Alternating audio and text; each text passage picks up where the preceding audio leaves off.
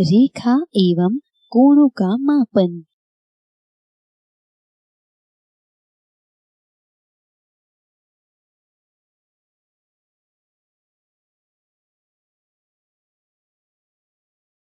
इस मॉड्यूल में हम रेखाखंड और कोणों को मापने और तुलना करने के बारे में सीखेंगे। हमारे दैनिक जीवन में हम अपने आसपास कई वस्तुओं को देखते हैं, जैसे कि पुस्तक, मेज, टीवी, पेंसिल इत्यादि। वस्तुओं के आकार में समानता हो सकती है, परंतु उनका माप एक दूसरे से भिन्न होता है। उदाहरण के लिए इन दो बेल्टों को देखिए। इनमें से कौन सा बेल्ट छोटा है? हम कह सकते हैं कि पीले रंग का बेल्ट नीले रंग के बेल्ट से छोटा है। हम सिर्फ देखकर ही यह तुलना कर सकते हैं। मान लीजिए रेखाखंड PQ और रेखाखंड RS दो बेल्टों को दर्शाते हैं। हम जानते हैं कि रेखाखंड के दोनों सिरों के मध्य की दूरी को रेखाखंड की लंबाई कहा जाता है। हम विभिन्न तरीकों से दो रेखाखंडों की तुलना कर सकते हैं।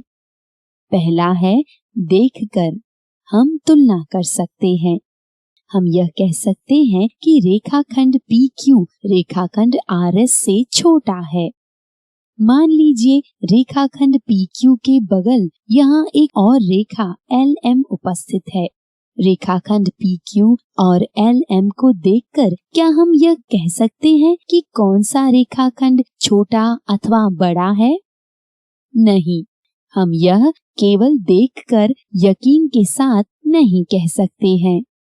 तो हम एक और तरीके से रेखाखंडों की तुलना कर सकते हैं, जो कि है ट्रेसिंग या अक्स के द्वारा।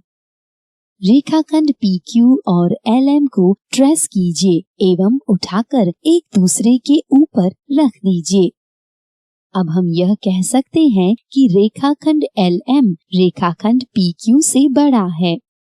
अब यदि हमें दोनों रेखाओं के बीच का सही दूरी का पता लगाना हो तो हमें क्या करना चाहिए? हम एक रूलर और एक डिवाइडर या कंपास का उपयोग करके रेखाखंड की लंबाई माप सकते हैं।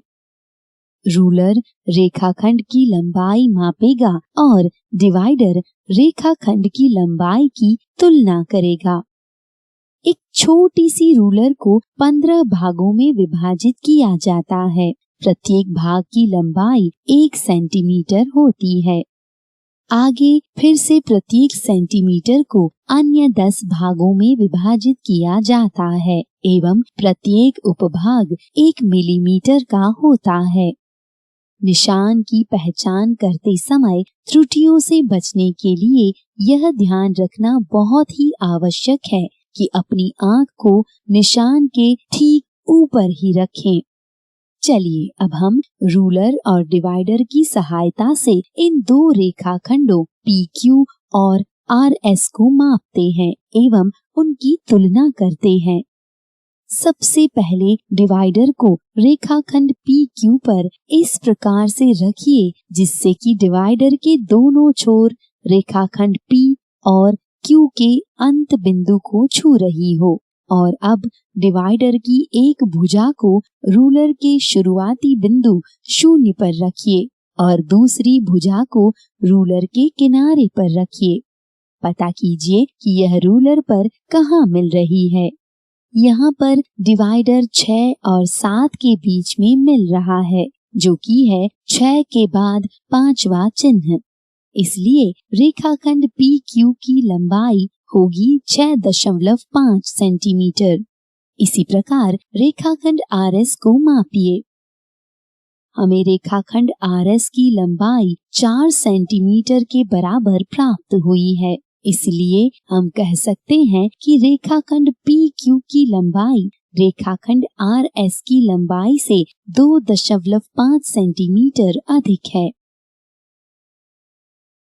हम जानते हैं कि एक कैंची के ब्लेड का रेखाखंड जितने एक दूसरे से दूर जाते हैं उतना ही उनके बीच का कोण का माप अधिक होता है।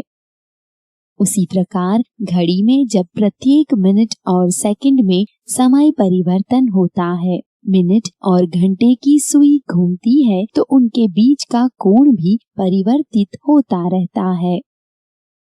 चलिए अब हम घड़ी का प्रयोग करके विभिन्न प्रकार के कोणों का अध्ययन करते हैं।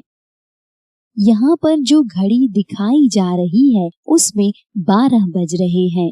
चलिए अब मिनट की सुई को एक पूर्ण चक्कर घुमाते हैं। घड़ी का यह एक पूरा चक्कर एक वृत्त का निर्माण करती है। हम जानते हैं कि एक वृत्त को 360 बराबर भागों में बांटा गया है। प्रत्येक भाग को अंश या डिग्री कहा जाता है। अतः घड़ी की सुई के संपूर्ण चक्कर से जो कोण हमें प्राप्त होगा वह होगा 360 अंश का। वह कोण जिसका माप 360 अंश होगा वह संपूर्ण कोण कहलाता है। एक संपूर्ण कोण को 4 बराबर भागों में बांटा जाता है। प्रत्येक भाग को चतुर्थांश कहा जाता है।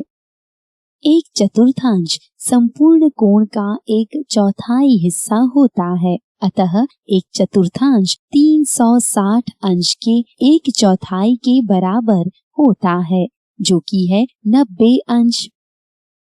इसी प्रकार 2 चतुर्थांशों के योग से जो कोण बनेगा वह होगा 90 घन 90 या 360 का अर्ध कोण, जो कि होगा 180 अंश। इसी प्रकार 3 चतुर्थांशों के योग से जो कोण बनेगा वह 360 के 3/4 हिस्से के बराबर होगा, जो कि होगा 270 अंश। अब घड़ी के साथ तुलना करेंगे। जब घड़ी में 3 बजेंगे, घड़ी के दोनों सुइयों के बीच की दूरी 1/4 को दिखाती है। अतः जो कोण बनेगा वह 90 अंश का होगा। वह कोण जिसका माप 90 अंश हो उसे समकोण कहा जाता है। यह 1/4 कोण बनाता है। अब यदि घड़ी में 6 बज रहे हैं तो दोनों सुइयां एक सीधी रेखा में होगी, जैसा कि चित्र में दिखाया जा रहा है, और दोनों सुइयों के मध्य की दूरी 200 चतुर्थांशों के बराबर होगी। इसलिए 2 चतुर्थांश मिलके 180 अंश के कोण का निर्माण करेंगे। वह कोण जिसका मापक 180 अंश होता है उसे ऋजु कोण कहा जाता है। यह अर्धवृत्त बनाता है। हम घड़ी में संपूर्ण कोण, समकोण और ऋजु कोण के अलावा भी कई प्रकार के कोण को देख सकते हैं। यदि घड़ी में 1 बजे हो तो घड़ी की सुइयों द्वारा जो कोण निर्मित होगा वह 90 अंश से होगा। इसलिए जिस कोण का माप 90 अंश से कम होता है उसे न्यून कोण कहा जाता है। न्यून कोण के उदाहरण है 12 अंश, 40 अंश, 55 अंश इत्यादि। अब यदि घड़ी में 5 बजे हैं तो घड़ी की सुइयों द्वारा बनाया गया कोण 90 अंश से अधिक एवं 180 अंश से कम होगा। इसलिए जिस कोण का माप 90 अंश से अधिक होता है परंतु 180 अंश से कम हो उसे अधिक कोण कहा जाता है। अधिक कोण के उदाहरण है 115 अंश, 160 अंश, 175 अंश इत्यादि। अब यदि घड़ी में 10 बजे हो तो घड़ी की सुइयों द्वारा बनाया गया कोण 180 अंश से अधिक होगा। वह कोण जिसका माप 180 अंश से अधिक होता है वह कोण प्रतिवर्ती कोण कहलाता है। प्रतिवर्ती कोण के उदाहरण है 200 अंश, 250 अंश, 300 अंश इत्यादि। इसलिए हम इन कोणों को देखकर जान सकते हैं कि यह न्यून कोण, अधिक कोण और प्रतिवर्ती कोण है, लेकिन हम इन सभी कोणों का सही माप पता नहीं कर सकते हैं। इसलिए यदि हमें इन दिए गए कोणों का निश्चित माप पता लगाना हो तो हमें चांदा अथवा प्रोट्रैक्टर की आवश्यकता होगी। कोणों के मापन अथवा तुलना के लिए चांदा एक अत्यधिक सटीक साधन है। यदि हम चांदे पर नजर डालें तो हमें यह एक अर्धवृत्ताकार आकार का दिखाई देता है जिसमें माप के 2 सेट होते हैं। हम देख सकते हैं कि इसमें 90 अंश पर एक लंबवत रेखा क्षैतिज रेखा से समकोण का निर्माण कर रही है एवं क्षैतिज रेखा के मध्य बिंदु पर मिल रही है। इसमें दोनों ओर मापक दिए गए हैं जिसका उपयोग 2 प्रकार के कोणों को मापने में होता है, दक्षिणावर्त और वामावर्ती। यह भीतरी तथा बाहरी स्केल है। इन 2 स्केल में दोनों दिशाओं में 0 अंश से 180 अंश दर्शाते हैं। इसे 180 समान भागों में विभक्त किया गया है। प्रत्येक भाग को 1 अंश या डिग्री कहा जाता है। चंदे के वक्रीय किनारों पर प्रत्येक 10 अंश के अंतर पर चिन्ह किए गए हैं। वह रेखा जो कि मध्य बिंदु से गुजरते हुए दोनों तरफ के 0 से मिलाती है उसे आधार रेखा कहा जाता है। चलिए अब हम देखते हैं कि चांदे की सहायता से कोण को कैसे मापते हैं। मान लीजिए एक कोण BOA दिया गया है। सर्वप्रथम यह पता लगाइए कि दिया गया कोण न्यून कोण है या अधिक कोण है। अब चांदे के मध्य बिंदु को कोण के शीर्ष पर रखिए।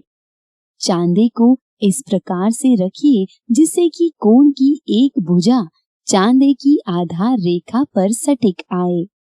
अब स्केल को देखिए जहां आधार रेखा 0 अंश पर उपस्थित है।